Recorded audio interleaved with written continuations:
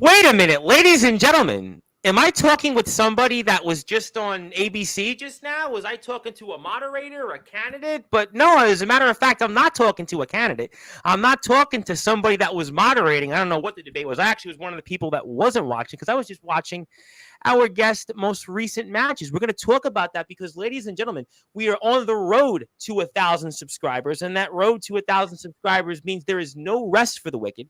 And ready to talk to a World War matchup that I think a lot of people are going to be excited about. We're going to talk about that. We're also going to talk about could our guest very well have career trajectory change dramatically in a matter of weeks and months, especially because of something he's holding that's, well, let's say is the holy grail. And I guess those prayers for Big Tex on Sportswire Radio a few weeks ago didn't work out.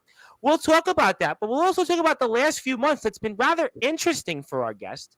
And the last time our guest was here was 7 months ago, and boy, has DBW changed. I feel like I was watching an independent wrestling show rather than an underground wrestling show. We got a new ring, we got new camera angles, we got a new feel. We're going to talk about that. I even brought back my DBW shirt on here. I mean, it seems like everything is good, everything is hunky-dory. I think that's what Sportswire and the people want. We'll talk about that, and we'll talk about whatever else our guest has to say. And I'll certainly talk about a guy that he's got a lot of history with, that he faced off with last year, but he's going to be facing off again. And I saw at the end of the last show where he was standing next to Blaze, and who knows what's going on there. Plus, I'll talk about some other recent developments in DBW, and I'll talk about what the heck happened with Nix at Ultimate Collision.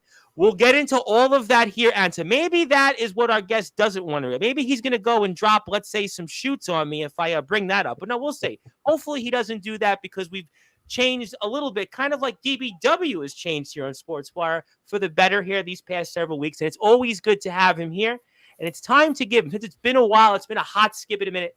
Let me give that guest, let's say that who hasn't been here in 7 months, that rather holy grail like introduction, because after all, he is the 2024 DBW Holy Grail holder winner. And maybe even I'll bring another guy who certainly loves to say his Bible verses up later on. I'll get to that, and I'll get to him, but spoiler alert, he doesn't work in DBW. That's all I'm going to say for now, but it's time to give our guest that introduction, as I've stated. And let's see if we can break the internet, because after all, from what I saw from Trump and Harris, they might be breaking each other, at least breaking the podiums in half. So, ladies and gentlemen, let's get right to it and give our guest that introduction that he deserves. So, with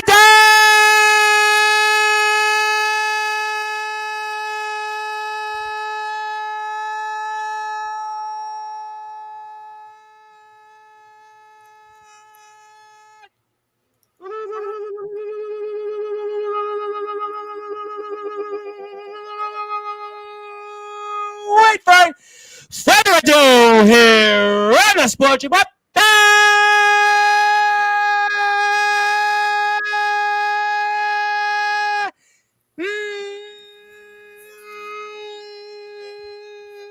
Number one,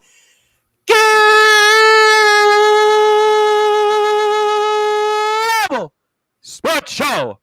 A man that has done it all. He was a mauler. We think he now rocks hard. He's a Sportswire Radio Hall of Famer. He's also the 2024 W Holy Grail holder. His name is simply put Brandon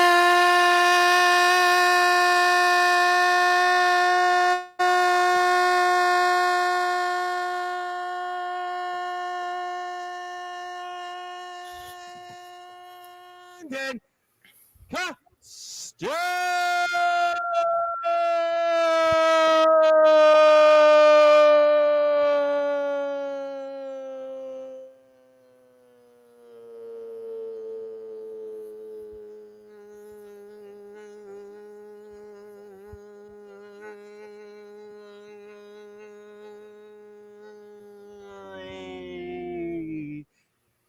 My friend, how are you? I'm great. Thanks for having me. That was a hell of an intro. I forgotten how I've done about intense that was. 175 of these in the last 100 and 19 days or something like that. And I did 2 of them yesterday. I've done sometimes in some cases 2 of them per day, 3-4 times in a row. So at this point, it's almost like second nature. So that's kind of. I'm amazed that your vocal cords are not shredded from doing that. I had one incident. Actually, funny enough, before you came on last, I was doing a segment with our friends at CCW, and I clutched my chest, and I was like, "Oops!" But then I was like, "I was okay. No, I was okay." But I think it's just repetition. Keep doing it over and over. I don't smoke. I don't drink. I do nothing but sit on YouTube all day and go on TikTok. I'm big on TikTok now, but I'm actually getting big on TikTok. Right. So that's kind of what I've been up to. But first of all, I mean, are you sure you're not running for office rather than running into World War? Because I can vote for you. I can vote for you. Every vote counts. I do appreciate it. Unfortunately, I'm not running for office. It does seem pretty easy to do that. So it does. I've heard about that. I'll talk about that later. But first of all, it's great to be with you. Obviously, so good. We've had some really good DBW segments recently. I'm very happy that we've gotten a chance to do. Big Tex was here, though. I'll definitely get to him. We definitely might have to say some prayers for him because the Big Tex failure tour officially it's on. I'll get to that later. Silas Walker, another man you have some interesting history with. He was back on Sportswire not too long ago. So we've had some good stuff back in the rotation with DBW. I'm going to talk to start things off here in the current. We'll put the match up shortly as well. Sure. And for those that are listening and watching, you're in prime time, the brightest lights, the biggest stage, the only platform where all wrestling matters, Sportswire Radio. Brandon Castelli, talk to me about what it means to you to have won the 2024 DBW Holy Grail Gauntlet match to be our holder of it. Well, it's still, it doesn't feel real. It's surprisingly pretty deep. Yeah, like the Stanley Cup. People when they win the Stanley Cup, the kind of running joke is they take it to the bars and they fill it up. So, I mean, I would hope that that's not your plan, more or less. What, drinking out of this? Yeah, I don't know. Well, I mean, I am already. No, never mind. Then we'll give you. We'll see how long that lasts. But okay, it still doesn't feel real. I mean, last year I was the last person to lose. Ace Christian beat me to win the first ever gauntlet. Yep. And now to be the last person to come out and to win it, I mean, I almost feel vindicated in a way, where I have this second chance, this last shot to go after the world title. Because I mean, you've been in this spot in the past. I mean, you've had a couple of cracks at this last year against Mr. Judgment. We'll definitely talk about that. So the history's there, and it's obviously the history. I mean, it's not as I guess daunting as what Big Tex has gone through recently. But I feel bad. I think I'll be honest with you. I can't believe I'm saying this. But I've actually mentioned this in streams with all wrestlers from all. I've mentioned it with the trampoline guys. I've mentioned it with the pro guys, the underground guys. Like Big Tex, I mean, he's like the new Buffalo Bills. I hate to say it. Well, listen, I mean, winning the gauntlet kind of got me out of that rut, but I mean, I was right there with them. It was you have won championships though before, at least. I mean, all right, hasn't won anything. I mean, come on. The last time I won a title was a couple of years ago. No, but you still won. I mean, it's the Atlanta Braves went to the playoffs 14 years in a row and won one World Series, but they still won. You still won. I mean, let's just I guess you could kind of say that, I suppose. Yeah, you can, but it is a redeeming thing. You've had an interesting last several months.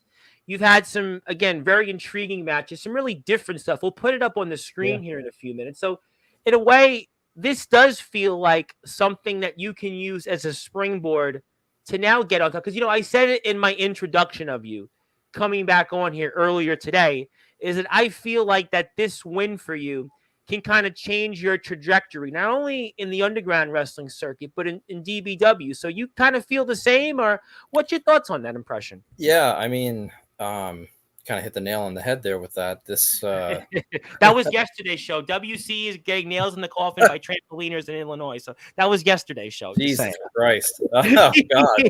We're not controversial tonight. Don't worry about it. It's okay. Oh, all right. Well, whatever. I mean, we're good.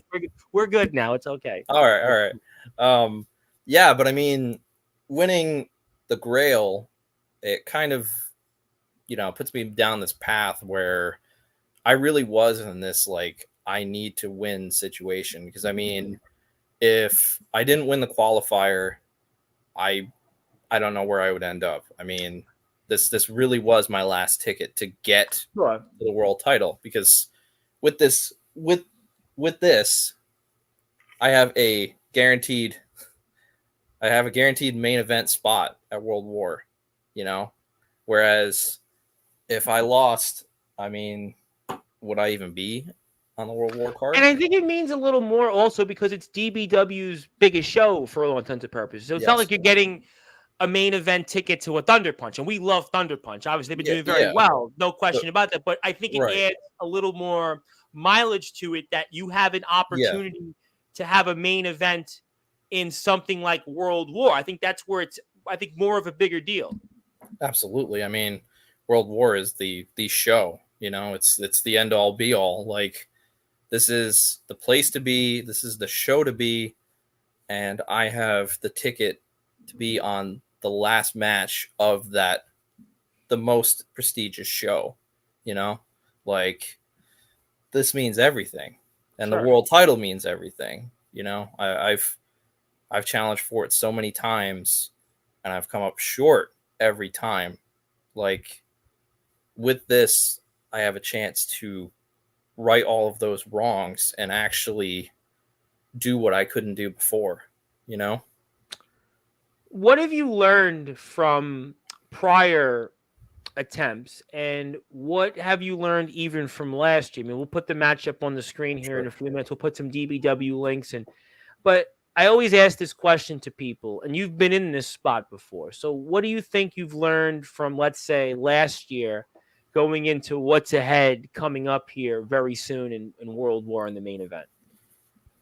No one can truly prepare for the world title match. You know, you can you can do all the training, you can, you know, do all the warm-ups, you can do all of that stuff before the match, but when you go out there and the bell rings, it's a completely different world. There is nothing else like that. This is the top prize, and like all of that pressure on you, you know, especially the DBW world title and the chokehold that Mr. Judgment has had on the championship. Oh, it's a company, you know, with a lot of success, a lot of subscribers, a lot of people watch DBW's product. It's a product that has, I would say, improved dramatically and has grown exponentially from even last year when you had a crack at it then. So there's no question you're going into it, and there's a lot of eyes on this. There's a lot of eyes on you, and it's a product that has a lot of eyes on it all together. Yeah, and I mean, that adds even more pressure, you know, because like not only do you have the fans and the crowd that can rally behind you, that want to see you win, but also at the same time, in a way, you have all of these outside eyes that are looking at you to whether you're going to prove them right or if you're going to prove them wrong, you know? So like, it's even, you know, even more pressure for it. And going against Mr. Judgment, the 67,000th time that I faced him, I know now that he will not stop at anything to retain that title. We've seen it. I mean, he's done that in other promotions. He's held those titles, and if you watch Amplified, he's done it there. With Roland Havoc, he ethered him. With Aaron, he couldn't, you know, fight clean. With Silas Walker, when he challenged for it, every time he's gone against me, he's done something. Iris, the history's there with him. Yeah. I mean, there's a lot of guys. Tex, once upon a time, that's where really Tex's failure tour started famous. There's a lot of people that have had his own son. Let's certainly, we can go there, I'm sure, a million times. There's just a lot of look at that one as well. He also he cheated there to retain it as well, you know, and they just keep showing that he won't stop. You know, other people might hesitate at that. I did. I made that mistake. He has no problem with that. He has no problem crossing that line, you know? And But that's what champions do, though. I mean, you know, we see this all the time. I mean, champions do that, and that's how they stay on top. You know, in the record books, they don't say, oh, well, you cheated, or there's an asterisk. They just say you're the champion. So that's kind of what he's the veteran, and that's what he's been able to do. And, you know, no question, a hell of a talent to boot. But I mean, it's certainly a mountain you're going to climb. I mean, do you feel also that you've I guess maybe I don't want to say matured because you've been around a while, but do you feel like that maybe you're hardened up a little bit, or you're maybe more toughened up from what you've went through to maybe go into this moment? Is that a fair statement? You think maybe? Yeah, I mean, you know, I've definitely had to get rock hard to survive. I did see the Iron Maiden gear. I did see that, by the way. I did Yeah, see that. I've had to, endure a bunch from him, and just getting to where I'm at, where I can even hold the Grail. I had to go up against Kid Mike, and Yo, I know him. I mean, he I beat my definitely ass, and that I had was to an go up against intense Jackson match. Snow, and he Yep. crushed me too. Oh, But we're gonna get to him next. but you know, I think where I'm at now, as opposed to say even last year, that might have been enough to put me down. I But would say the competition you went through is even more difficult. There were yeah, names. You mentioned Kid Mike. You mentioned Jackson Snow, Van Hansen, Roland Havoc, Big Tex. I mean, you went through some guys that were in that are really heavy hitters. I mean, it doesn't oh matter yeah, where those guys are. I mean, whether they're in the street, whether they're in the bar, whether they're in the ring, and yeah. anywhere they wrestle, those are like guys that they hit and they rock hard, maybe more than you even. I don't know about that, but they Well, hit pretty truly, hard, and truly noted. I'll give you that. Touche. they hit pretty hard. And I mean, these are the obstacles just to get back to Judgment. Right. And I've been, studying the tapes. I've been watching our matches back. Like, I've been watching the defenses that he's had.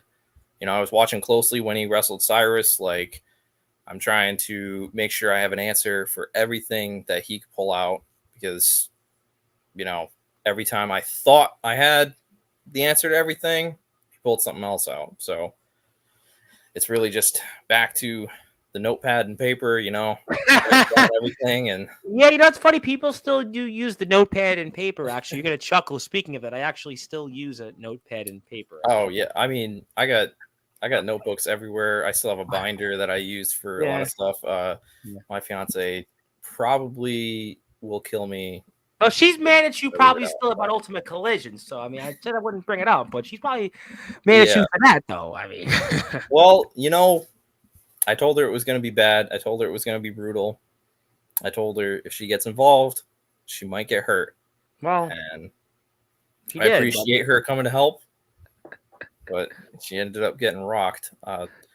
Well, she definitely got rocked hard. But I'm gonna not say any comments about the misses because we certainly don't want the misses on anybody's bad side. But I tell you what, I do want to do. First of all, I want to go right to the match itself. But before I do that, I actually want to put up DBW's YouTube page and a couple of reasons. I know there's some people in the chat. We're gonna get to everybody. We're gonna say hello to everybody. There's people tuned in. I know some familiar faces, not so familiar faces. Everybody else in between.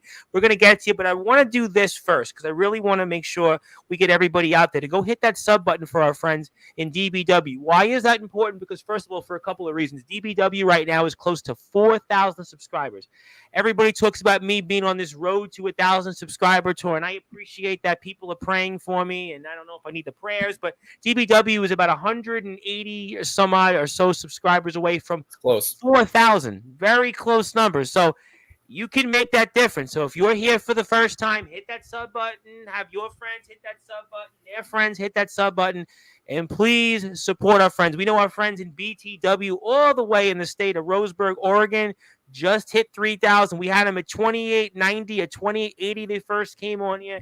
They just crossed 3,000. So let's get our friends to 4,000. You help me, I'll help you, and everybody else all gets helped. We all win that way. So let's make sure we make that happen. I'm less than 100 subscribers away, but they're less than a bigger milestone, and that's 4,000 subscribers. They're about 180 some odd. I'm sure somebody will fact check on me, but that's the DBW YouTube page. So all you have to do, see that link right there, go out there, go to DBW, go and hit the sub button, like, follow, share, tell your friends, and we will now go watch Summer Smash. So we're going to start Also, see. Yes, sir. subscribe to Sportswire Radio too, because he's Yeah. close to 1,000. That's I pretty. got people praying for me right now. I got Aaron Blaze of all people just shared my YouTube link. Aaron Blaze. I mean, so yeah, I'll get to him though. I'm sure another local name I'll get to. I had somebody from Australia sharing my YouTube link. I have Comatose. Yeah, that's pretty sweet. I got trampoliners sharing my link. I've got pros sharing my link. I've got foreigners sharing my link. I've got everybody. So All we right, well, appreciate. then it's covered then. All right. Yeah, we're covered. You're here is good enough. The rest will sort itself out. But let's put the YouTube link up. We can have fun with Sportswire later. But let's go here to the page. I want to go right to it. We're going to go close in. I'm going to put this on the big screen because we've improved with that. So we're about to watch you here very soon. But before we do that, I mean, Roland Havoc, a man that's obviously a big man. And then you've got obviously Jackson Snow. But Roland Havoc, he's definitely not going to be rolling much longer because he's been in this match quite a while. Yeah, no, he had a hell of a performance. And I can't say that I was kind of hoping to see him when I came out there. I mean, I definitely, even though, we're kind of on the same page right now, I still have a little bit of a score to settle for him beating me last year. So, well, you know what? Jackson Snow has been getting the upper hand on Roland Havoc a lot this year, if it makes you feel better. Well, he kicked my ass too, so I mean, I can't really feel too good about that. Well, we see the two World Extreme champions once upon a time, and one's the former, one's the current. And also, congratulations to Jackson Snow. Baby's on the way. Congratulations to Jackson Snow. So hopefully now he doesn't come after me like the way he did Roland Havoc. But Havoc's gone, and Havoc's about to be discarded, sort of. And then there's the whole Zachary Depew situation. But there you are, and we're about to see you come out there. And I mean, how you feeling right now? Walk us through that. Well, you take those eyes there a certain way. Talk about that. Yeah. I knew walking into it, especially with Snow out there, I know how vicious he is. He's the World Extreme Champion. Absolutely. I knew this was going to be a fight, and I couldn't. I know I come out, I have a little bit of fun here and there. I couldn't really afford to take even a fraction of a second of my mind off of him, Yes. And so just kind of hyping myself up to. For the fight I know I'm about to have, Let me ask you this question, and I know you can't figure out who you would have wanted. Of the other opponents, was this the guy you would have felt you had the best shot with? Was there anybody in that you would have felt that you had the best shot going into it? I mean, it's tricky. It's tricky to, to say, because I mean, each one of those guys, they got in there for a reason, they were in that match for a reason, they're all tough dudes. And I know I've gotten into the ring with most of them. I know with Hansen and we faced that Amplified, but even now, how he isn't really in his right mindset, it would have been tough for everybody, I still think Jackson and I would have probably had the best chance. Just, I don't think his mind is fully on me. I think it's still always on Depew. Even though Depew's doing what he tells him, he's still always just trying to nitpick him and get him to do stuff, and it's it's taking his focus away from me, and I think that I would be able to, and I mean, I did, but that would be the best person to capitalize off of. I've asked Big Tex obviously a lot in the past about Jackson Snow because he's been here a few times recently. But from your vantage point, watching Jackson Snow, what kind of competitor is he? He's deceptively agile for a man his size, but he's strong as hell. He is a brawler. He'll get in your head. He works that methodical pace, and I mean, like what he's doing there, he's trying to break apart my limbs here so I can't fight back. He's damn smart. He's the total package, basically. A guy that's got the size, a guy that can move. He's got the smarts. He's not just somebody that you could outmaneuver and outwit. He's a tough customer. Veteran. He's got the veteran experience too. Yeah, definitely. Talk to me about wrestling in the new ring. I mean, DBW's ring is, my goodness, it's dramatically different than what we've seen in the past. What's the Yeah. experience like wrestling in this ring? I mean, just one of, I mean, I have to say, if not maybe the best ring I've seen out there around anybody wrestles in our circuit.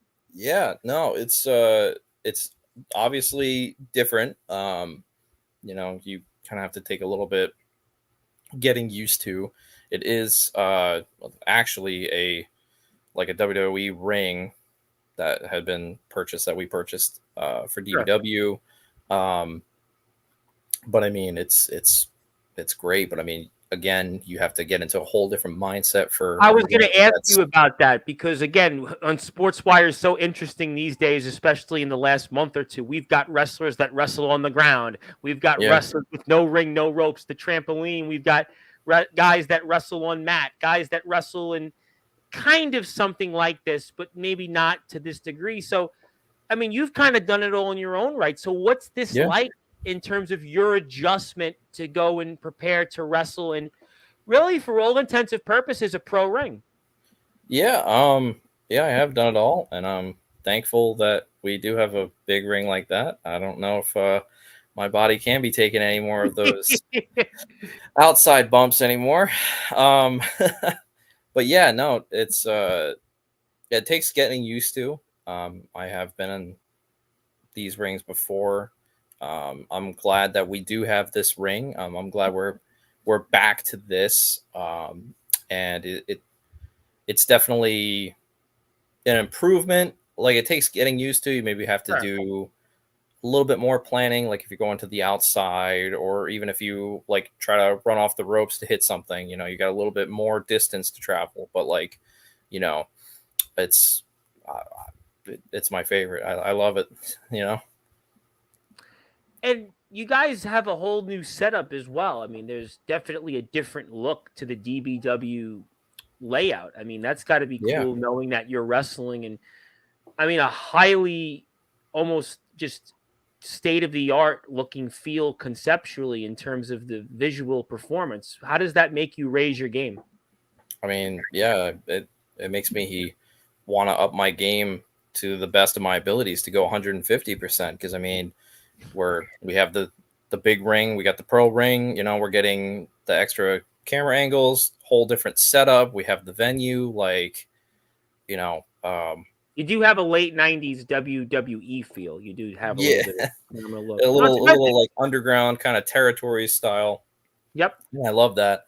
And it just makes me want to keep working on myself and keep working on the product to keep us in that spot and get us to, go to the next level as well, Did you guys learn anything a bit also from the VTW experience? Obviously, VTW is known for, again, also state-of-the-art camera. Was it anything that you guys picked up in that? You guys obviously had the whole thing with Ultimate Collision. You've been in VTW for quite a while. So did that also help a little bit in terms of getting the product in that direction?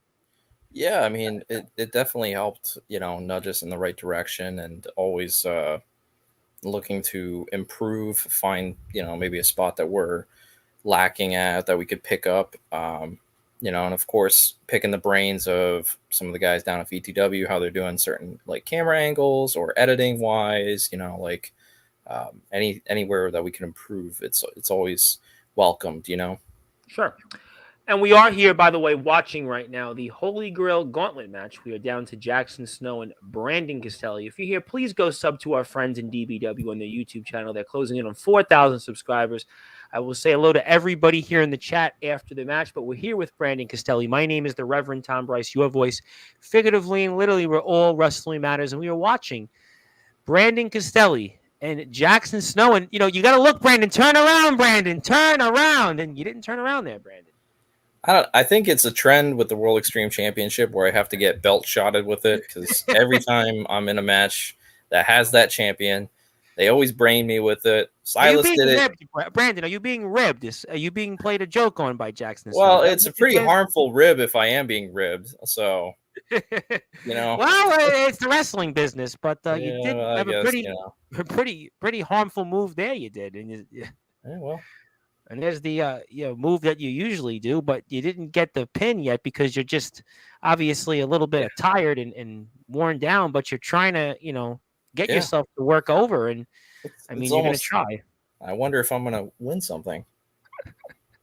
Well, you did. You really, I mean, boy, you reached out. What was going through your mind when you hit your finisher and you didn't quite right away get the 3 count? You couldn't get to the cover to Jackson. What's going through your mind there? Uh, Worry, because I mean, he, from where I could see, he was still down.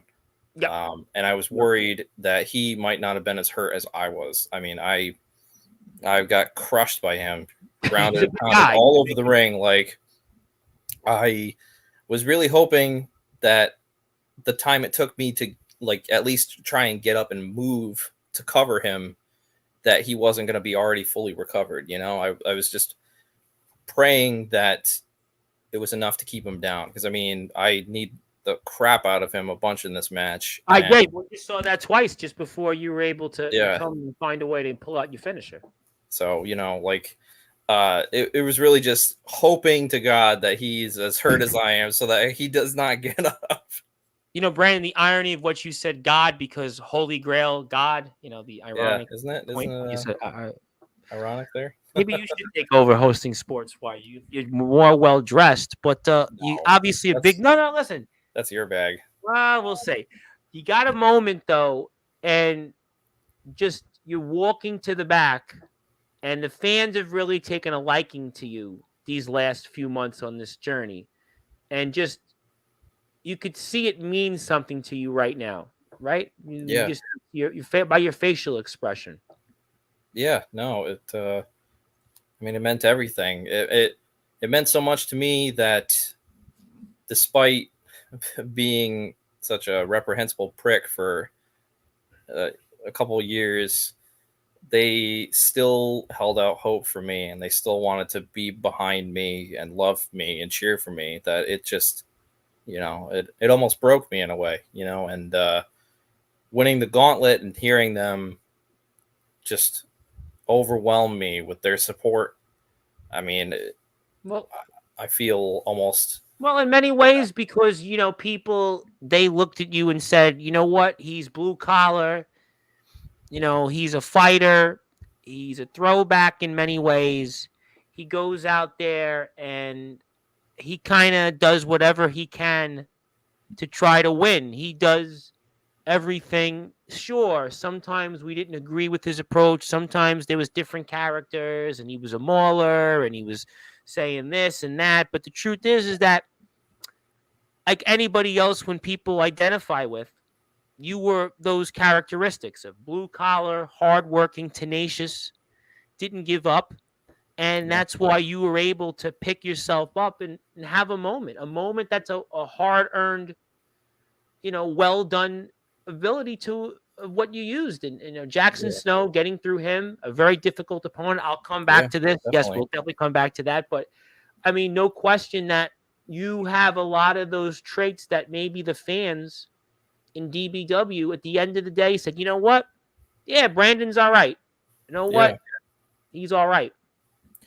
Yeah. That's what the universe thinks. Yeah. I feel like you don't get too many moments like that you, I don't know, feel like you've earned or you get to enjoy, and having something like that and having them supporting me, wanting me to always get up and empowering me to, fight back and try to take what's mine, it means a lot to me. It means so much more to me than I think they'll ever know. And I can't say thank you enough.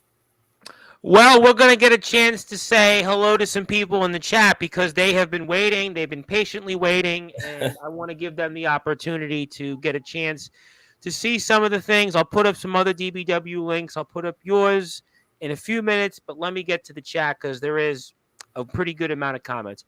Zilla, who, by the way, was kind of like what I thought was our resident chatter. Some people considered her a bot, but she actually showed herself on I think you saw it on Jack Delta's Instagram, and she's really a fan. She watches everybody. She watches all the stuff. She's knowledgeable, and she's here, and It's she's gotta be a big exhausting wrestling watching fan. everything.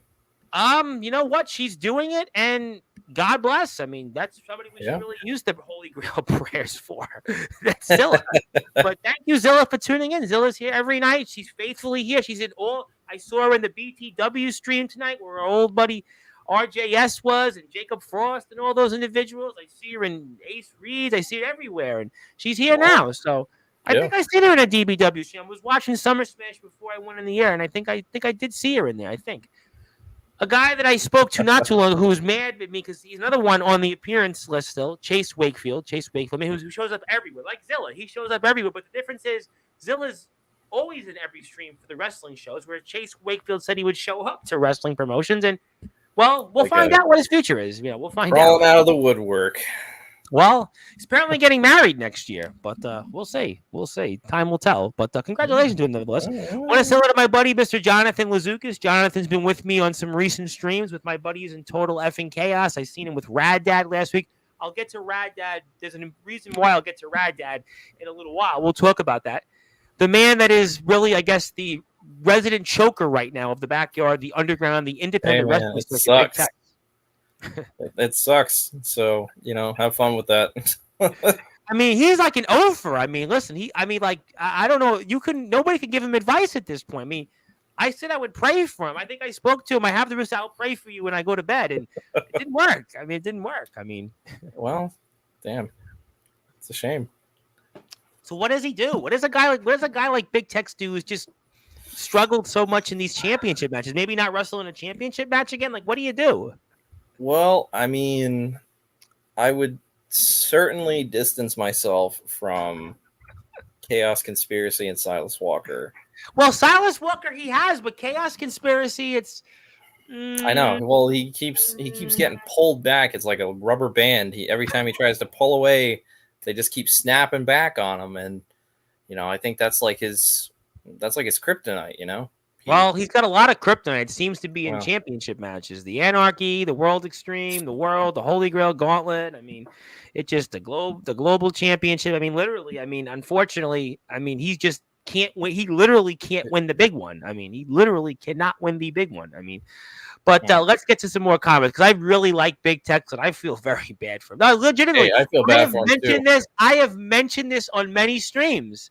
I probably talked about this more than almost anything else recently. I should be talking about who's going to be the next president, who should be going to help us get the debt done and inflation. But I'm worried about, listen, ladies and gentlemen, I'm worried about Big Tex finally winning the championship. Most people are worried about who's going to be the next president, what's going to happen with their 401ks. Me, I'm worried about if Big Tex is going to win the big one. That's what I'm worried about. Me too, man. I have my priorities in check.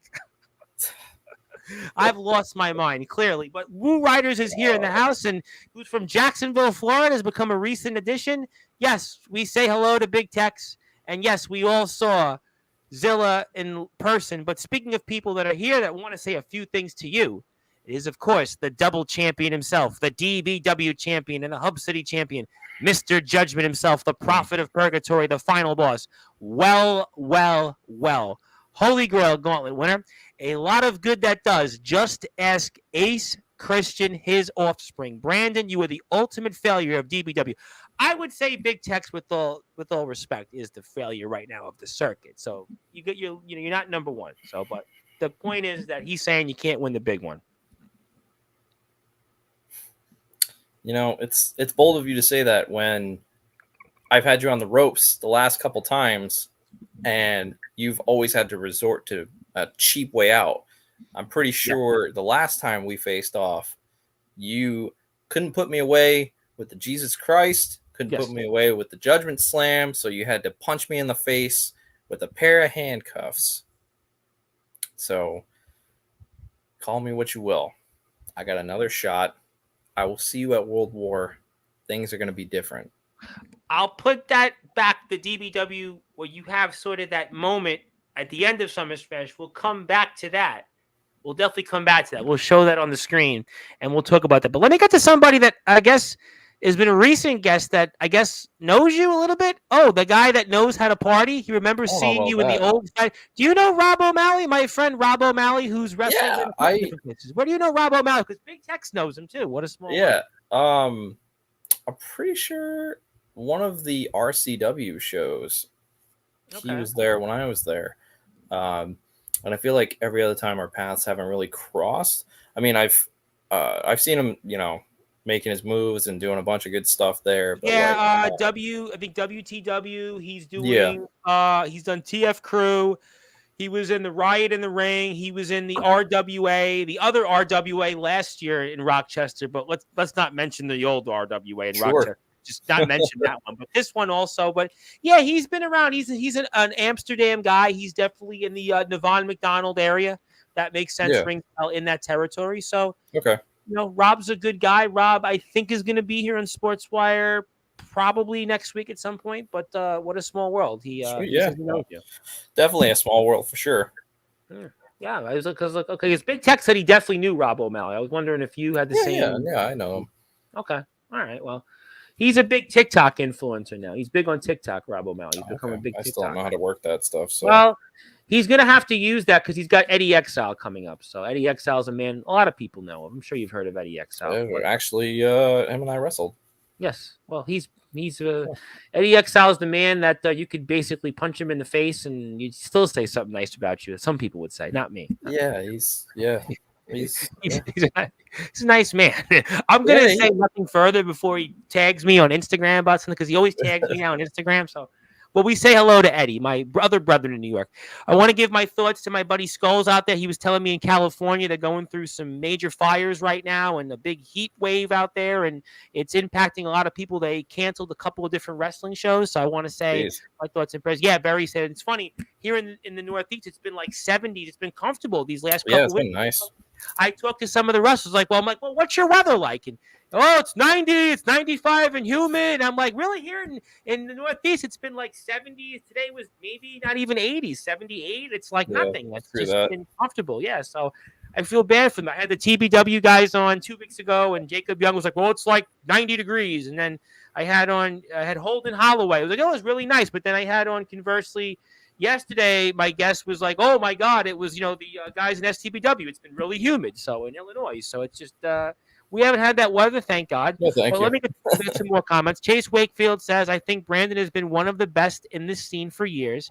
Now it's finally time for him to dethrone the dinosaur." Do you feel like that this is the moment where is it the passing of the torch for you, or it's more than that? Yeah, I mean, I definitely feel like it's more than that, torch moment for sure. But, this is kind of like all of my eggs in the last basket. Yeah. Like this is all I have left. This is my last shot because if I can't do this, where do we stand? Where do we stand in DBW and in general? Well, I guess you would then basically be like Jennifer Lopez at marriages. Not going to work. No, but I mean, I do like Dunkin' Donuts, so at least Ben Affleck would be getting me that every day. So that's true too. But you know what? At this point, I won't talk about people's marriages, but I will say that it's an important moment, and that maybe you're ready this time. Maybe you weren't as ready last year. Maybe this time you're ready for the moment. Yeah, I guess I never really thought about it like that. I mean, Cody Rhodes, everybody thought last year he was going to win it. He didn't win it. This time he was determined and he won it. Maybe it's not the same story, certainly, but you can take away from it that, hey, you know what? He bounced back. You've basically won sort of an equivalent to that. And you might be able to use that moment in one of the bigger shows in the underground circuit this year, let alone DBW. And this could be the moment where Brandon Castelli not only rocks hard in DBW, but rocks hard at the top of the underground wrestling circuit. You could make that point. Yeah, no, definitely. I mean, I'm no Cody Rhodes, but I can kind of see where he went wrong and where I went wrong too. Not better understanding your opponent and kind of just going into it with the mindset you've done everything, you faced everybody before, you have this spot, It's hard to win. It's hard to win the big one. It's really hard to win. We see this all the time in sports. It's teams, it takes them so long to get to the mountaintop. The Dodgers in baseball get to the playoffs so many years. They finally win the World Series. I bring Yeah. up the Atlanta Braves. They win the one World Series in 14 years. I mean, it's very hard sometimes in life to be able to win and to win the deal. We talked about Cody Rhodes. I mean, Lex Luger was the famous one where, he really never won the big one. He won the world title in WCW for a cup of coffee. I mean, I was going to say, sometimes not even for like, what, 5 days. a week, maybe? Yeah, 5 days. He won it on a Nitro Yeah. and dropped it on a WCW Hog Wild pay-per-view. I mean, it's not easy. I mean, there are people littered in sports and history that it's very hard. Look at the San Francisco 49ers for football fans. The 49ers, the last 5 years, have been to 4 NFC championship games, couple of Super Bowls. They haven't won. I talked about the Bills. I mean, you can look in sports and it's littered with teams that aren't able to win, and it's very difficult. But maybe this is the moment that you're ready for, and it's gonna finally happen for you, and you got this. So we'll find out. I got a lot of comments. I think of it like this too, and it's maybe harsh saying that because I could even be saying this about myself, but there is a reason why not everybody can be world champion or heavyweight champion. Like there's a reason why that is the top prize. Sure. And it comes off being harsh because I myself, I haven't ever won it. So when we get to World War, if I can't do it, then I guess I fall into that as well, Yeah, I mean, listen, Bentley, who's back here next week for the first time in about 9 months, I mean, he struggled with it famously overseas. He had like 5 or 6 world title shots, wins the title, loses it basically in a Drew McIntyre deal, but he gets the title back. But some people come on here and they're 50-time world champions. We're exaggerating, but the point is they win world titles right for blink of an eye. And other people, it's tough. It's just, winning a world championship and especially winning the DBW championship. This is a company with a lot of history, a lot of successful history. This is a company that has a lot of prestige. This is a company that has, a 7-figure view count. It's a company that has in the mid-1,000 range in subscribers. So, you're winning something also. They're like winning some participation trophy. They're like winning something that's basically somebody makes up a WWE belt and they put it on their shoulder. Nothing wrong with that. But you're winning, if you can win it, winning a championship that of a company that has a history. And on top of it, a man that's held this championship now for going on 2 years. And that's a big mountain to climb. And we're going to find out. I got a lot of more comments and I'm going to find out what they have to say on. Yes, Zilla says hello to Rob O'Malley. Thank you for that. We say hello to Rob O'Malley, who does look like that in real life. But I have a comment from this guy. Now, this is a guy, speaking of Bible verses and speaking of guys that he's a world champion, a guy that maybe goes about it the same way of Mr. Judgment. He's actually a champion of a promotion I own 1/3 of, and his name is Justin Parsley, and he comes from the state of Indiana, and he says DKW, but just an exclamation point. Nothing else. DKW. He says he meant to say DPW actually, but he says DBW, and he actually put it here. He does put maybe Mr. Parsley has got himself confused in states that he's trying to conquer, but I think he might have messed it up a little bit. He's been in too many. Maybe he's finding the Jack Delta disease, where he's or Aaron Blaze disease. You go to so many places. Where am I at? Listen, brother, we're all about quality over quantity, man. You go to that many places, it's going to be a little hard to keep track of everything here. He could be going into that. He just wrestled Jack Delta. The irony of that. But Mr. Parsley, though, the point sort of still remains that he says DBW. All he says is DBW. I don't know what he means by this, but the PWF champion just says DBW. All he says, DBW. Well, say it 3 times and you might just appear. I don't know if that's yeah. Well, there you go. If you're looking, stop by. The people to talk to. Well, he's my the doors are not locked as most people think, so all you got to do is just talk to a few people. Well, he's technically, I am his employer, and as his employer, I'm sure that he and I could have a frank talk about it, and I'm sure that as his employer that I would certainly suggest, if that's something he would like to do, that would certainly be supported on my behalf, because obviously he's also the only 5-time Hall of Famer in my platform's history. So That's pretty obviously, crazy. yeah, he seems to want to be the Ric Flair of Hall of Fames. He's hell bent on being a 17-time Hall of Famer. So he's Well, really, maybe he'll all right. show up in DBW. Well, maybe he shows up in DBW. I don't know how and will and why and where, but that'll put him in the Hall of Fame. That's what he's doing. I mean, he seems to be hell bent on being a 17-time Hall of Famer. So is that what it takes? You got to get to DBW for your 7th Hall of Fame induction? Is that it? I don't know. That's a good question. I know I'm probably gonna have a lot of comments after this, but we say for now, I'll come back to that. I want to say hello to my buddy, Mr. Steven Storm. Steven is a guy all the way out in California from the BCF3. He wrestles on the trampoline, and I'm friends in Roseburg, Oregon for BTW. Steven, I saw on the stream that Zilla was on. Steven's going to be here this weekend. I'm looking forward to meeting Steven, because Steven and I have been talking for a while, and Steven's going to give me his side of the story. So he says hello, but he actually has something to say to you. And speaking of a small world in wrestling, I'll come back to that. Sure. Yes, I was meant. I was. He. Sportswire was mentioned, but RJS mentioned somebody on Sports. I think you know RJS. You know RJS? Navon McDonald, NUW. Yeah, I know Navon, NUW, RJS. You might have met him, but there's a lot of names in the wrestling world. But the point is, that's for another promotion. Okay. But Steven knows you, Brandon the Bullet Castelli.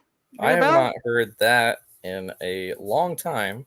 Now, what I feel bad because I don't know if you remember Steven Storm. Yeah, I don't know if even Chase Wakefield said that's a throwback. Chase Wakefield for the Bullet. I haven't been called that in a while. I mean, I think that was when I was still exclusively doing Proving Ground and NUW.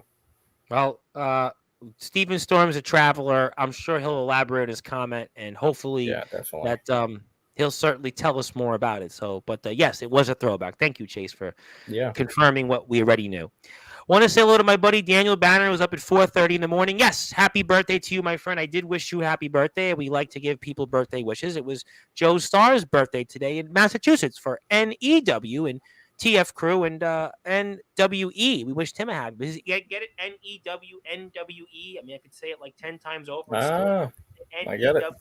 NEW, but happy birthday to you, Daniel. Happy birthday to you, Joe. Yes, Justin Parsley, who's technically not the inaugural PWF champion because Jack Delta held that championship last year. And there's lineage with Atomic Tie. Yeah, he's held a lot of championships, but Jack Delta's not here at least. Chronic Family for Life from Scarlet Ripper. Anything you want to say about Scarlet Ripper? Your next comment is who I'm going to get to probably after we get to these next row of comments, who I do want to talk about. But hopefully Nick will do in the chat. Oh, man. Brother, I wish Chronic was still a thing. I wish we still could be running around. Maybe in the future, you could be seeing some Chronic in DBW, maybe other places too. But yeah, definitely Chronic for life. Well, we like that. And Chronic, make sure you hit the sub button for DBW and hit the sub button for me if you're watching it. So we'd appreciate that because I am on a road to 1,000 subscribers. It's funny, since I announced I'm on the road to 1,000 subscribers, you're going to laugh. I actually lost 2 subscribers. I think people want to see me. Actually, it's funny, right? I think people permanently want to see me on the road to 1,000 subscribers. Maybe I'm going to have Cody Rhodes' luck. Like the last 2 months, I've gained like 200 subscribers, but now I'm going to lose subscribers. But thank you, Scott, for tuning in. I'm going to get to some more comments here. This man I'm going to get to. We're going to put his match up in a few minutes. But that was certainly a brutal match there. And how's your back recovering? You still have the red from that, the red welts? No, I don't think I have those anymore. They lasted for a while though. And that was pretty shocking to see. But that was an intense match. That was one of the longer matches you've had in your career, by the way. We were talking about this off the air. It was a long match you went through. Yeah, I don't know what it is with me and D-Lock, but we just you locked horns. Just ignore the time limit and go for a while, beat the snot out of each other, and then go to Chili's afterwards. Well, I don't think anybody's going to get in the middle of that, so I'm sure they were like, okay, fine, we'll just put the clock in our pocket and just say, yeah, okay, you can keep going. So yeah, after a couple of those shots, I don't think anybody really wanted to stop. I think they just wanted to watch us kill each other. Well, you know what? I did watch it as well, and I enjoyed it, and we enjoyed D-Lock. And another man I eventually need to get on Sportswire, but there's a lot of Definitely. people that's on the list. Speaking of somebody that obviously I'm sure that you want to make sure you obviously keep happy, and that's obviously somebody Definitely. special to you. Both just say hello. Obviously, hello to someone special. I do want to say hello to a buddy of mine, Scorpion the Assassin, a man that everybody knows. Brandon, congratulations with your studying and no die mentality. I know Judgment is in trouble. That was the last, by the way, the last DBW champion here speaking here. It's time Yeah. to make history. You won the ultimate title in that ring at UWF, and now it's your chance to win the DBW title. What do you think about those words from the man that previously held that DBW World Championship? All the love and respect for Scorpion. I didn't want to gloss over the fact that that was the UWF ring, and that I did win the Ultimate Championship there, and I had a lot of hard fought victories there, and I think it means even more. It's even more special to me getting this opportunity to go again after Judgment in this ring. I will study. I will write until my fingers bleed. I will make sure I know all the ins and outs of every move so that we can make history and that, it's not just another failed attempt here, Okay, I mean, that's good point. I mean, I think obviously we're going to find out. We're going to see two sides of the coin. Obviously, there's certainly two sides to every story, and we say hello to Scorpion. Sure. And Scorpion and I have had some very good combos, and I'm happy to see Scorpion is back. And yes, we want to say hello to Skulls and his thoughts and prayers to the people in California. Very sad. We don't want to see people go through anything where they lose their homes and heat droughts and things like that. And speaking of people that I'm pretty sure I'm pretty sure a champion in DBW, but we won't say who exactly. You can go find out. Brandon Castelli is the greatest in-ring competitor that DBW has ever seen. The world is his, with or without that championship. Let me ask you, are you, pound for pound, the greatest in-ring competitor in DBW history? You're going to give me a complex with that one, man. Jesus. That's why the chat, listen, at this point, Brandon, the chat can take over for me on sports. But it's time for me to go head south. We're getting close to the 1,000 subscribers. We can let the chat, they can interview you today because they seem to do better than me anyway these days. But it's obviously a question that, I mean, it's a tough one. I know, obviously, it's like a presidential question. I know we saw the debate and, they were fighting with each other. I heard different things and different that, but this is almost like a presidential-like question from a DBW champion. Are you the greatest in-ring competitor in DBW history? Man, I really don't want to toot my own horn, and I don't want to, I really don't want to be, that guy and say I'm the end-all, be-all. I'd like to think I'm pretty damn good, But hey, I mean, I hate to say it, but I feel like the greatest is the one that's got the belt. And I mean, until I can win that, we might have to hold off on hanging up that banner. Clever question, though. Clever question. Presidential-like questions here tonight on Sportswire. Got a big crowd tonight. Big turnout for you. People are excited. People like the new Sportswire feel. They're getting right to the wrestling, and that's what the people want. Yes, we say hello to all of them. Yes, happy birthday to Joe Star. Okay, we've got the chat cleared out. I want to, before I go to D-Lock, I actually do want to put that match up. I do want to actually come up to something here DBW related, because there's actually some things that I'd like to be able to plug on behalf of DBW. So you can actually do it right here. So if you'd like to get a DBW shirt and some other things, I've got the DBW link up here for some merchandise. So how about that, ladies and gentlemen? We certainly make sure we plug those, and obviously want to make sure you buy some merchandise. I have a DBW shirt, and if you'd like to get your merchandise for DBW, I am sure that obviously, Brandon, you will certainly own one of these, or if you don't, you might actually have to be forced out of the house. I mean, certainly. I do actually have to get a couple of those. Oh boy, I'm sure Brandon's like, boy, you know what? I think I'm going to shoot on him like they used to do a couple of months ago. God damn it, Tom! Why did you put that up? Scroll further away, man. Yeah, that's what it was. But yes, we got a bunch of them here. You got a whole list of shirts. You got everybody here. I mean, literally, you got a lot of them. The Mr. Judgment, of course, can't forget about that. You got Roland Havoc. Yes, he's probably drinking a beer. Big Tex, but it's not the Big Tex Failure Tour shirt. Chaos Conspiracy. You've got a whole list. I mean, listen, Jackson Sabre, can't forget about him. Ace Christian, before he cut his hair. The DBW logo. Retro logo. Yeah. The retro logo. More Mr. Judgment merchandise. Divinity. Once upon a time, that was the thing. Ego. Can never forget about that. You got hey, there. How about this one here? Brandon, my car, baby. That might be one nice. You want to buy. We want whatever flavor you want. Blue, black, red. I think I'm always a black one better. I think black is better. I always wear the black one. I always wear black shirts. Yeah, I like those too. But whatever shirt you like, whatever color, you'll buy one. I'll buy another DBW shirt in the next few weeks. So we'll have more merchandise. Put it to the pile. Yep. Buy like 1 or 50, you know, like. Well, it was one of the jokes. I forget who mentioned it. I think it was maybe Holden Holloway, my guest on Sunday show, because we were talking about. Somebody brought it up in the chat. They said, well, how many wrestling shirts do you have at this point? I said, I don't know, like 50. I said, at this point, if I had a closet, I still couldn't. I wouldn't be able to close the closet at this point because literally that's all I wear is wrestling shirts. We got Thunder Punch. Well, it's a good thing. It's a good thing. We love our wrestlers. There's a lot more shirts, a lot more different things. If you'd like to buy some merchandise, you can definitely do that. Please go out and support the wrestlers. It helps them. It helps them be able to do the things. It's not easy to go out and be in the ring and provide for all these things. So please go out there and support our friends in DBW and everybody else out there. So, okay, so, I'll put the match up here for a little bit. It's a long match, but I want to put it up at least before I ask you some other things. It's you and D-Lock. And I want to, obviously, before I do that, I do want to put up one more thing. There we go. Okay, that's the link. Okay, got it. I got the wrong thing. Now I'm going to have it. This is the beauty of technology. Okay, so we're here with D-Lock.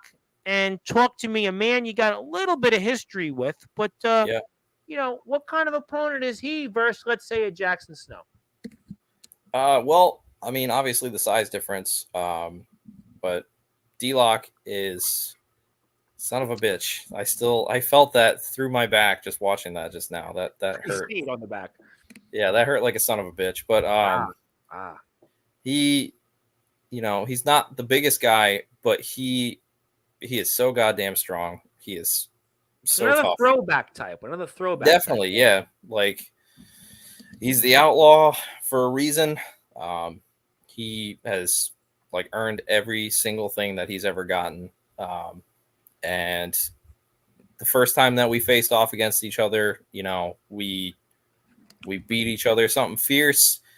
And, I feel like after this match, we finally had an understanding of each other. We never really crossed paths in VTW. We were around each other, but DBW really was the place that him and I just came at odds, Sure. What was the experience like wrestling on a big show like this where fans got to see different wrestlers wrestle each other like DBW and VTW? What did that raise your game a little bit here going into this?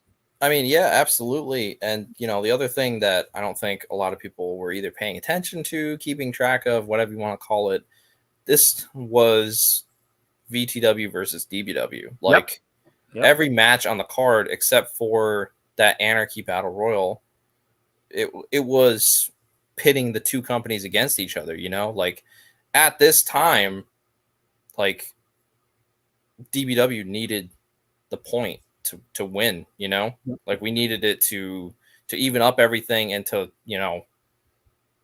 send the invaders home, I guess you want to call it. So that was even more, pressure on top of that. Cause I think we were close to the last match. So there really wasn't anything else to save DBW after this. Right. There was a different outcome, When you wrestle somebody like this and it's that physical of a match, I mean, I know we talked about the preparation in the Holy Grail, but was there a different preparation for this one?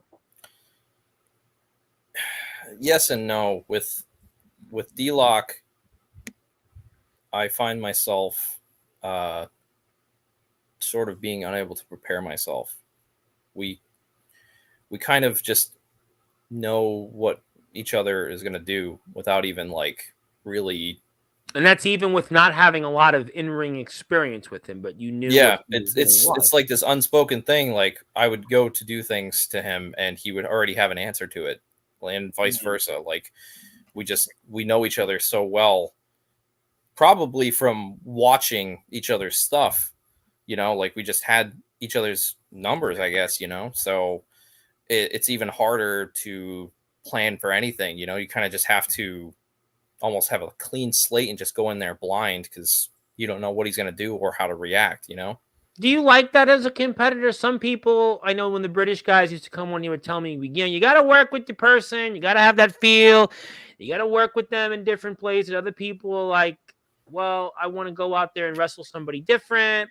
Yeah. What do you think on some of that? So there's always two sides of the coin. What's your thoughts on some of that? Yeah.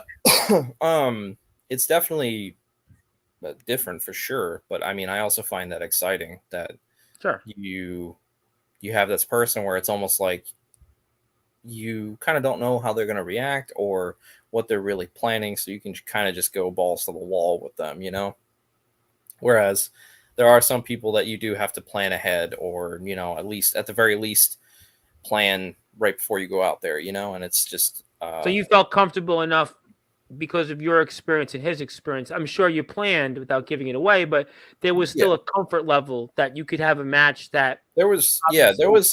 there was a comfort level, and there was also a trust level as well that we knew what both of us could handle. We knew kind of like the idea that we had going into it as well. So we didn't really need to discuss anything. It was like an unspoken, like I said before, just this unspoken agreement between the two of us.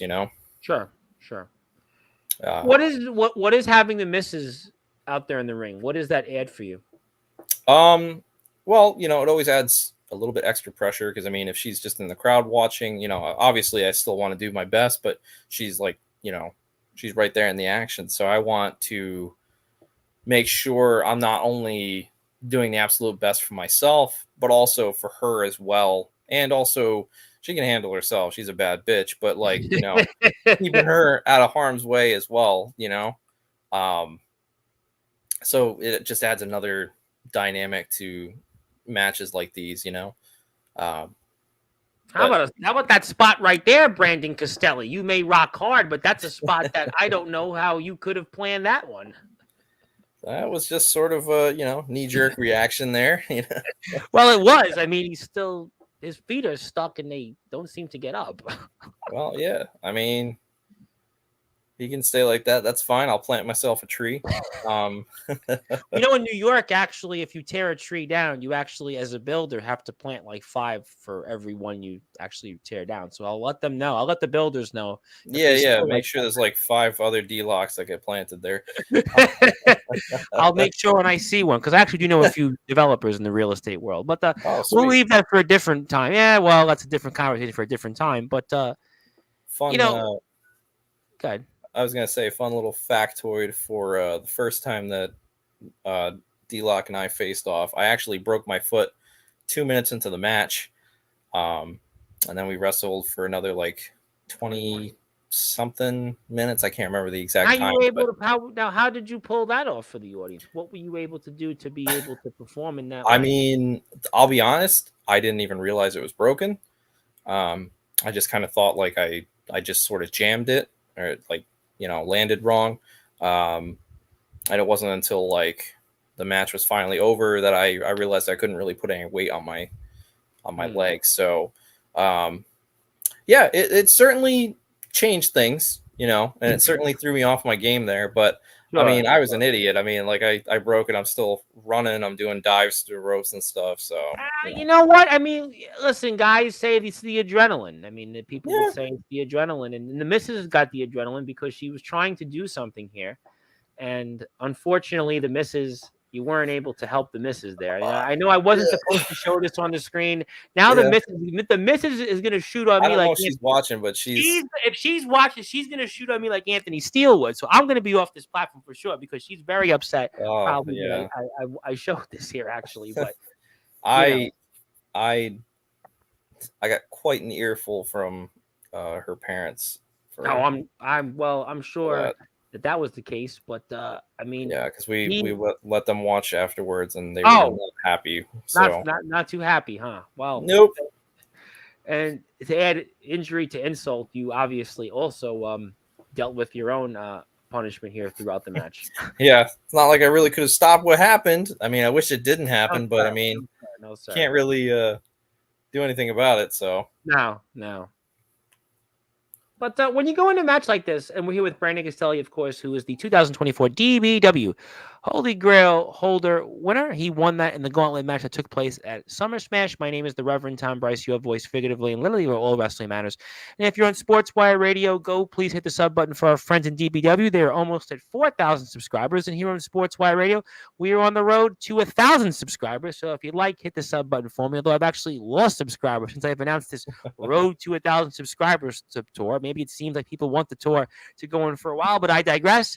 But we're watching Brandon and D-Lock battle. You know, in a match like this, the longer it goes, I mean, how do you stay? I was talking with some of the guys in XCW 2 days ago, and we were talking about how do you stay in a match the longer it goes? They were dealing with the heat. You guys are indoors, maybe it's a little different, but a physical match like this is not just a match where you're punching and kicking and it looks like an aerobics session. This is a really intense match. How do you stay hydrated, and how do you still kind of keep going as a long match that this is? Yeah, I mean, it's definitely tough. I have been in situations where, I mean, I've gotten heat stroke before being outside in like 100-degree weather. Actually, with Chase Wakefield against Mr. Judgment and Novin, we wrestled for like 30 minutes outside, and I remember I couldn't like move afterwards because of how bad it was. But like, I mean, it's no joke indoors too with those lights on and everything. It gets hot really quick, you know, like a lot of people in there. But like, you know, longer matches like this, or you know, in this case, getting your ass kicked for like 20 minutes, you know, it can take a lot out of you if you ever can. Especially if you notice somebody in the crowd's got a bottle of water, steal that. Yeah, you know, we were talking about that with the XCW guys when they were. It was Chris and Justin Parsley. Thank you, Ducklehead, for myself reminding me. Yeah. Justin Parsley and Chris Jones were wrestling a match outside, probably right not too long after this. And I had asked Chris Jones about this question, and he said, "Well, I really wanted that bottle of water, but I couldn't get it." And they went almost about as long as you guys, maybe just about the same time. And it was they were in the heat, and it was like, I really needed that bottle of water. Yeah, no, it's no joke. That extra sip that you could have gotten before, it really does bite you in the ass. I mean, a lot of the times matches like these, I kind of can be almost like a camel in a way where like, I'll take like a couple sips of water, you know, before I go out there. I don't like try to chug or anything because I know some people that, you know, will spew outside the ring. Not about that. So, you know, but like, I'll take like a couple sips and, you know, usually I'll be good to go. I'm not going to get like a lot of cotton mouth or anything, or, I heard that before from the British guys. We told sometimes you put something to like keep your mouth. Yeah. Like you can like put chewing gum in your mouth and like chew on it. But every time I've tried to do it, I'll like try to put it in the pocket and then I'll take a bump and like accidentally just swallow it. So like, you know, you don't want that either. Yeah. And I'm not a big gum person for whatever reason. Yeah. It doesn't give me that. I don't know. There's not a good feeling in my mouth. So I could understand. Yeah. Especially like doing something like this too. But you know, usually I'll be good to go until after the match, and then I'll get some more water afterwards. I really just think it's like, people just need to pace themselves and just kind of like know your body too. Sure. You know? Sure. Well, like if you're somebody that's notorious for like vomiting or you get dehydrated really quick, maybe don't like try to do like a 60-minute match or something. But yeah, I don't know.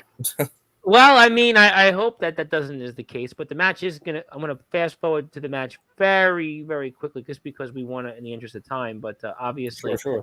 We'll do that. We watched almost the match, so we'll go right about here. There you go. We'll fast forward 2 minutes. But again, you know, looking, you know, at a match that you had here, I mean, when you have something like this, and you have a physical match like this, does it always seem to be that you're always in these physical type matches? Is it always something that is it by design or is it by accident? Because you're in so many physical matches for whatever reason. Yeah, I mean, I feel like sometimes it can be by accident, but I definitely, hold firm to that it is by design. And, I feel like I wouldn't be in the spot that I'm at if I wasn't in these physical matches, and if I wasn't trying to push myself and trying to go up against, somebody that, like the caliber of a D-Lock, Sure.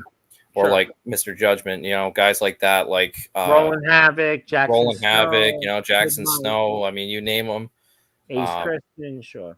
Yeah, like I feel like I wouldn't be in that spot if that wasn't my niche, like I try, not all the time, but like I try to just have that mindset where it's probably going to be something intensely physical, or it's going to be hard hitting or something, But, sure, and I think that those are some really very fascinating points, and obviously we have some very fascinating wrestlers here in the ring and such, and I mean just would you want to wrestle D-Lock again? absolutely. I mean, I could wrestle him 100 more times, and it Well, wouldn't you be got Judgment next, but I got Judgment next, but I mean, maybe after that we can have something there. But I mean, D-Lock and I have faced off twice now. I got the better of him the first time, and this time, unfortunately, maybe if I had like 30 more seconds, maybe it could have been 2-0. But it's a draw, and I feel like rule of three, got to have something else here. He's trying to walk away. I don't want him to walk away yet. We still got so much more that we can do. I think that that's obviously a story that certainly paints its own story, paints its own picture, and I think that obviously you could see by the respect from the fans watching and the DBW fans, obviously, and we appreciate the heck of a match, and we see you guys obviously are about to embrace it. So I'm going to take this off the screen because I got a bunch of comments I'd like to get to, and we'll come back to this. We'll certainly come back to a few other DBW things, but I want to work into some of the comments, especially this guy here, Jack Delta, the now outsider Jack Delta, who, by the way, doesn't look like that anymore. But he says, yeah, he shaved his head, right? Well, he didn't. Buzz cut it. Sorry, Buzz cut it and went back to the old color, so he doesn't look like Bart Simpson anymore. Oh, bro, that's boring, man. Come on. Maybe he should have mutton chops. I don't think so. Don't do that. Don't want to steal your gimmick though. It's okay. He could take over, but he says he believes in Castelli in the Joe Henry style. I have some more comments from Mr. Locke. I'm going to get to him. Mr. Delta liked that big knee. He said it looked very good. Thank you. I'm sure D-Lock definitely couldn't agree, but I'm glad it looked good at least. Maybe you'll give a big knee one day to that guy who got the DBW name wrong and called it DKW. Maybe that's what you're working on, right? I mean, he's about the same size as D-Lock, so I mean, probably same result will happen. But and so Mr. Delta, by the way, defeated that individual. He defeated him 2 days ago. He defeated him. Yes, he defeated him. And I'll come back to that for sure. The missus said next time I'll get him. Next time. I believe her. I ain't arguing. I'm not arguing either, dude. Well, you live with the missus. I don't. I'm just going to say that respectfully that we want to say we agree.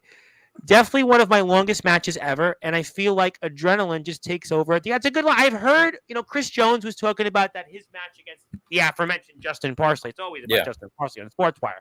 But yes, Chris Jones said the same thing. That's a good point. I hadn't thought about that. It's a good line. Toward the end of it, you're just trying to go out there. It's toward the end. You're spiriting. That's a good line. That's a very good line. Yeah. Brandon has always brought the best out of me, and the styles. Yeah, I think the match you guys did have a certain chemistry that I think people might want to see that match, whether it's in a VTW arena or DBW arena. I think that would be interesting. I think there's obviously some unfinished business there. There's history, and I think that people might want to see it. I don't know what the future holds. I mean, I have no idea. I don't know what the future holds either, but I mean, VTW, DBW, I certainly wouldn't complain. I mean, D-Lock has definitely brought out the best of me too, and he's definitely one of those people that I feel like we don't have to talk about anything. We don't have to, plan out a bunch of stuff. We just kind of have that silent agreement with each other, you know. And Silent but violent. We'll say. We'll not yeah, say who that well, used maybe to not be. silent either. Yeah, I see that. I see that. We'll get to another comment from before. I want to ask you something else within the realm of DBW, but slightly out of DBW. And I'll tell you why in a minute. We'll definitely have another match in due time, but for now, I believe Brandon has a great shot in beating Misjudgment. He's made a great case tonight. I think you've made a better Brother. case this time than like 9 months ago. It was about, I think, 9, 10 months Yeah, ago when you faced off in about I 9, 10 think I months. think I was in my sad boy. That's My Alan sad boy Michaels in feels, I think. TBW. Alan Michaels of TBW actually has he's his alter gimmick in music is Sad Boy. So let's not call you Sad Boy for Alan Michaels. But Oh, all right. I didn't realize it was he's a gimmick trendsetter. Well, that's okay. Alan Michaels really is a sad boy because his Packers lost in football and he keeps losing championship matches. So Well, I mean, you know, yeah, if you follow crappy teams, then yeah, you're gonna be pretty sad. yeah, he's got his own problems. His best friend, who he's the godfather to his son, turned on him. So that's a different conversation. I don't even want to get there. Poor Alan Michaels. I'll get to him tomorrow. For sure. But I did want to ask you something, actually, sort of within the realm of DBW, but it's outside of DBW. You know, I had Rad Dad on Wednesday, and what an honor it was. And Rad Dad, obviously, we put in the Hall of Fame, and Rad Dad is a huge part of a company called GTS, and a bunch of DBW guys actually were in a GTS arena not too long ago wrestling. A bunch of guys, Jacob Cassidy, DJW, by the way, come a long way recently, and certainly Austin James. I was wondering what you thought about that and how big that was for DBW. I know the Prodigies have done some stuff in Pro Wrestling Venom. Oh, they're always doing stuff. I mean, the Prodigies, the Stompers and the Prodigies have crushed it in the independent scene. But yeah, definitely. For those guys recently to be in GTS, like how big was that for the company? Yeah, I mean, you know, it's huge. You know, GTS has obviously been one of those places that's been around for the seventh biggest wrestling company, like in the world. Yeah. I mean, they get all these, you know, guys to come in all the time, and for some of DBW's, you know, cream of the crop to go over there, it's a huge moment. You know, it's a huge moment for DBW. It's a huge moment for the community. It's definitely a huge moment for those guys too. You know, like Rad Dad praised Austin a lot. He's worked with him. And Austin's phenomenal. He says he's a fantastic talent, and he would like to see him more there in GTS. He was very complimentary. Jacob Cassidy he praised here as well. He thought they had a lot of great ability. DJW he praised. So he was Rad Dad. Jay Luther. Yes. He praised them. He said they had a lot of potential, and he definitely wants to see them there more. That's a big thing. I mean, I hate to bring it up, but I mean, would you like to go to GTS? I had to bring it up. Now I'm going to poke the bear. Would you like to go to GTS? I mean, I don't know if it's poking the bear, really. Okay. All right, that's a good one then, huh? Listen, I'm not somebody that's like, I will stay in one place and then die there. No, I know that. Obviously, VTW, you know, NUW, UWF, but GTS is like a big deal. I mean, GTS, definitely a lot of people go there. I mean, would you like to do that maybe to go there and such? Is that something you're interested in?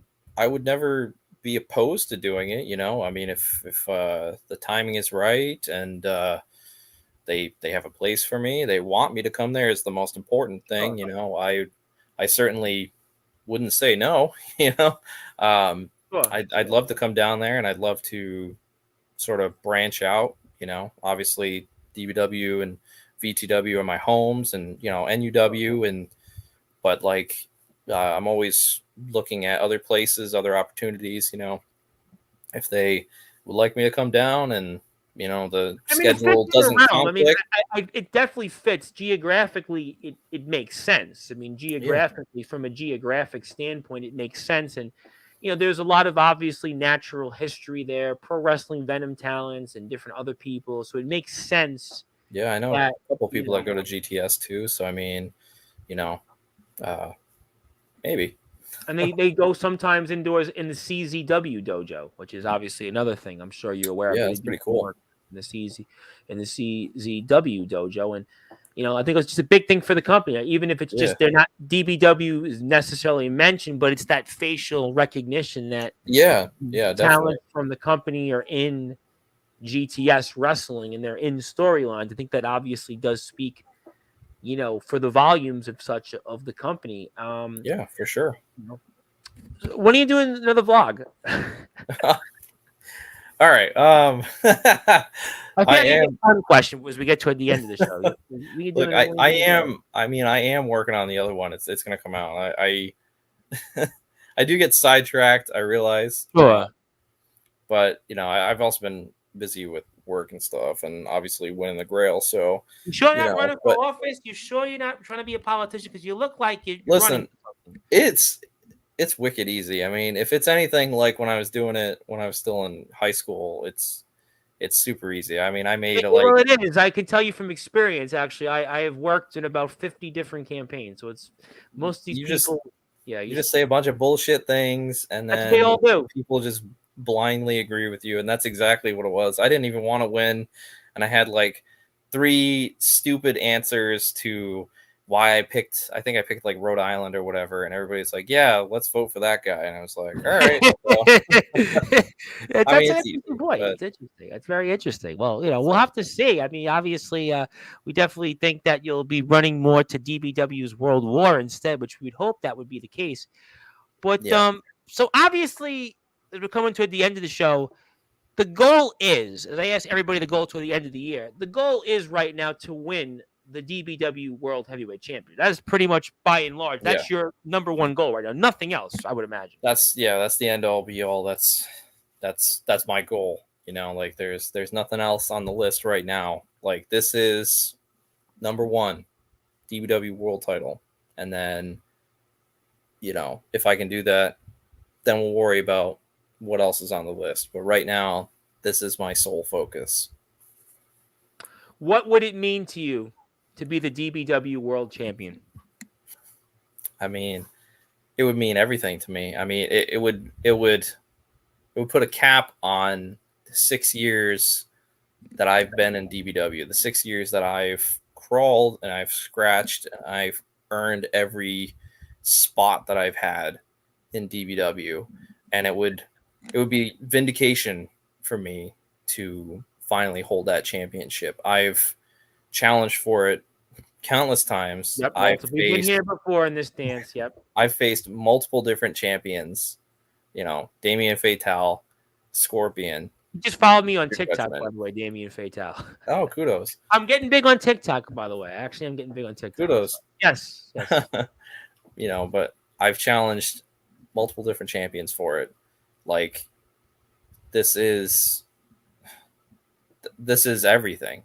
With the fans rallying behind me, actually supporting me, and willing to forgive everything that I've done, and having that hope, it's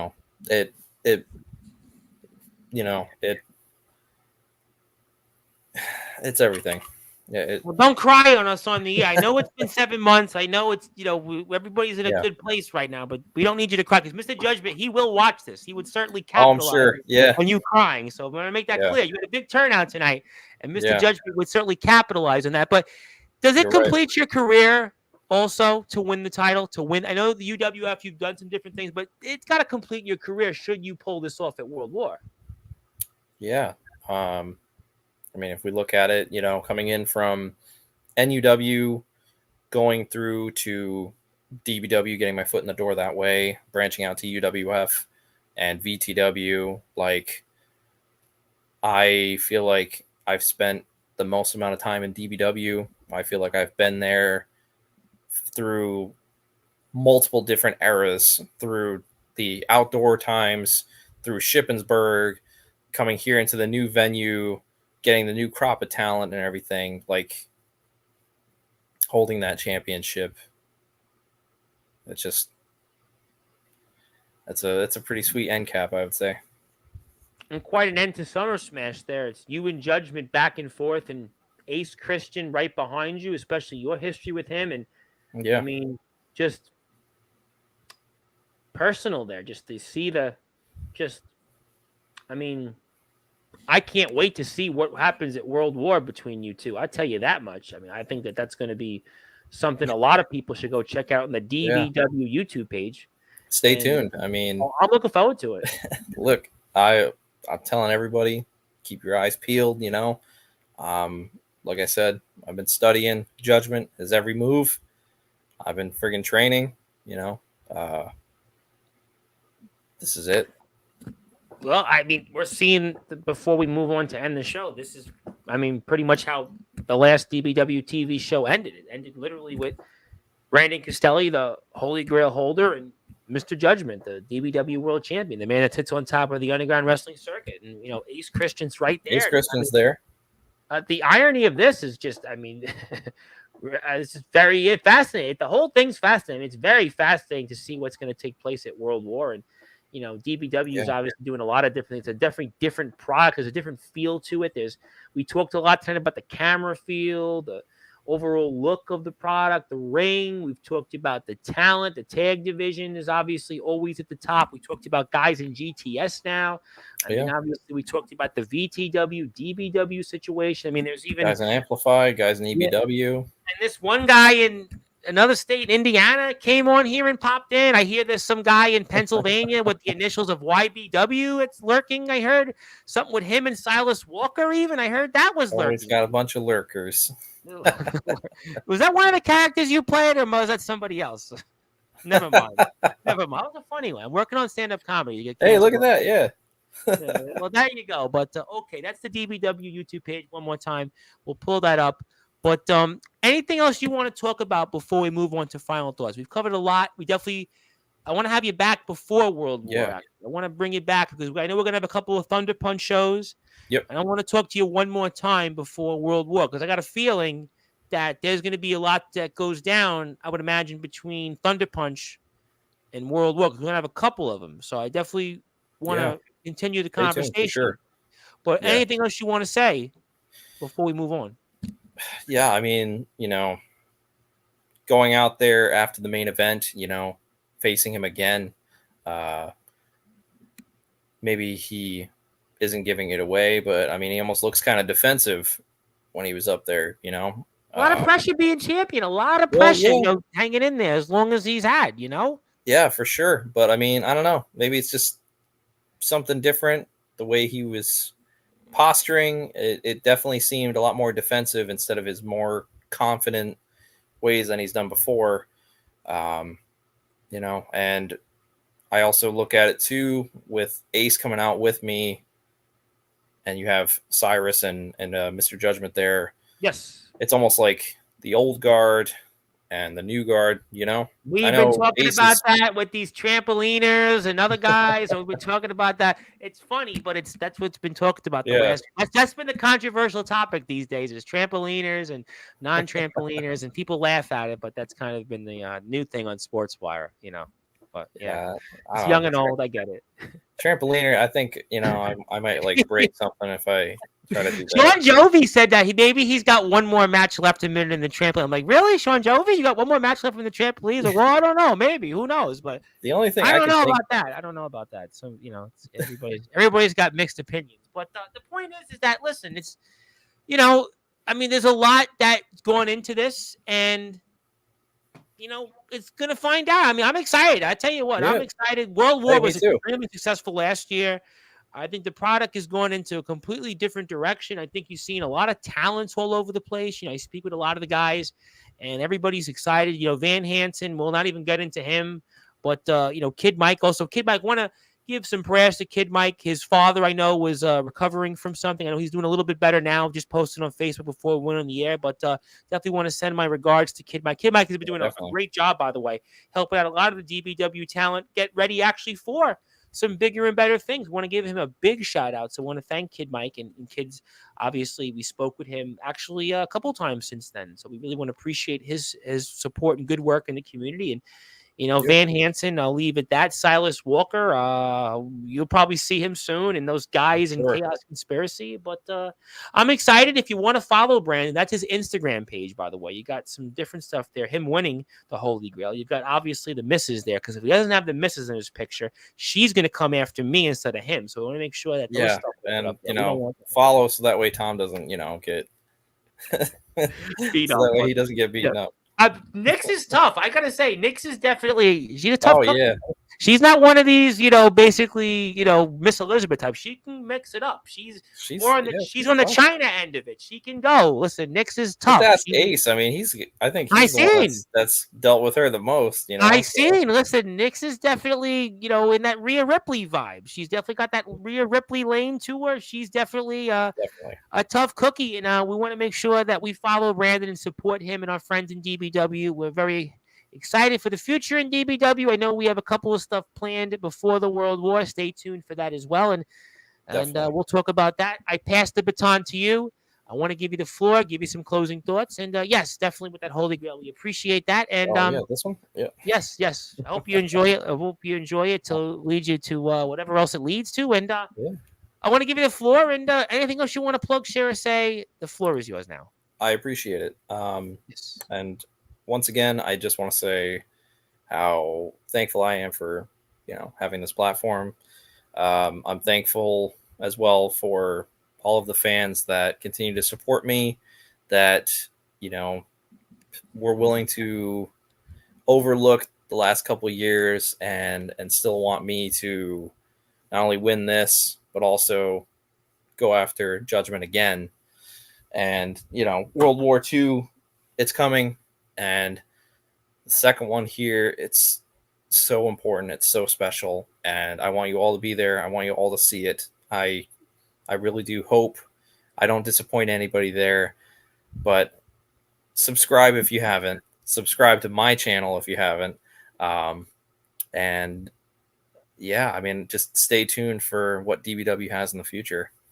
Absolutely. No, listen, I have definitely spoken to some of the guys the last, I'd say about 5 or 6 weeks, and a lot of people are excited. I mean, Tex is obviously regular. Silas, we speak with. I think Van Hansen's still around. I won't really get into that. It's another promotion, but I think he's around. Didn't you?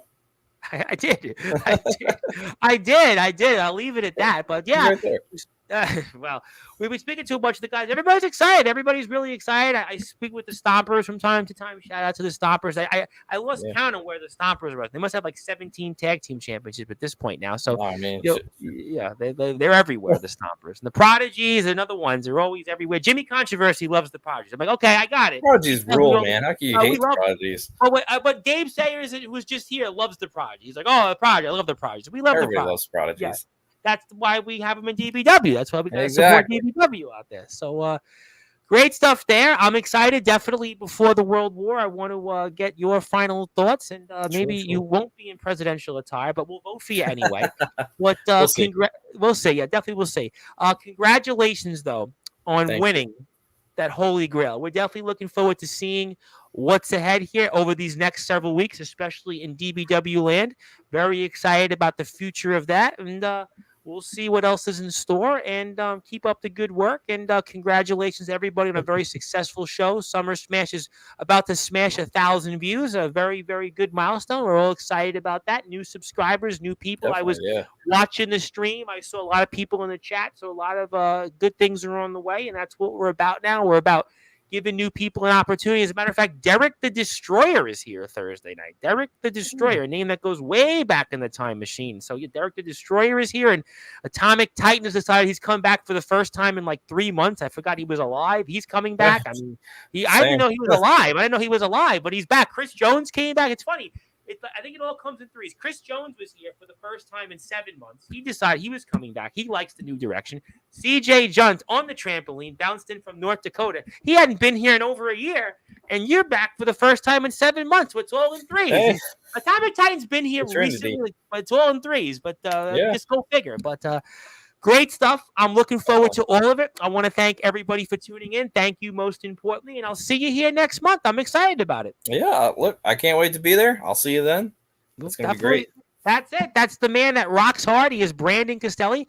He is the 2024 DBW Holy Grail holder. He won that in that gauntlet match and at the historic Summer Smash show. He'll be back in the ring coming up here a couple of times here at Thunder Punches, and Thunder Punch also recently passed 20 episodes. Congratulations to the guys on that. Many more ahead. Also, World War is coming out. Stay tuned for more details on that. And my name is the Reverend Tom Bryce. Your voice figuratively, literally, we're all Wrestling Matters. And if you're on sportswireradio.org, you're going back to your regular scheduled programming. If you're on YouTube and everywhere else, please hit the sub button for DBW and Sportzwire Radio. I am on the road to 1,000 subscribers tomorrow. I'm here with Atomic Titan, but before we'll have Atomic on officially, I'll do something a little different. I'll do a 9/11 speech. I didn't do one last year. I'll do one this year. So we'll have that with Mr. Titan. We'll do that. We'll talk about TBW. And then Thursday, I'm here with Derek the Destroyer, a name that's an interesting name. He's the host a show called Beyond the Yard, and he now is back in the ring in ACW. He'll talk about that. Some new stuff ahead. So we're excited about all of that. And one more time, I'll get one more comment because Zilla wanted to say hi to the missus, and for whatever reason, she's a big Silas Walker fan, more than Mr. Judgment. Okay, I guess. They weren't even on the stream. What are you doing? Zilla just loves everybody. I think Zilla literally could win like the Nobel Peace Prize. She loves CJ Black. She loves Big Man Cam. She loves Jack Delta. She loves Justin Parsley. She loves Silas Walker. She loves Big Tech. She literally just loves everybody out there. I mean, Zilla definitely is somebody that she just loves everybody. But that's okay. That's here nor there.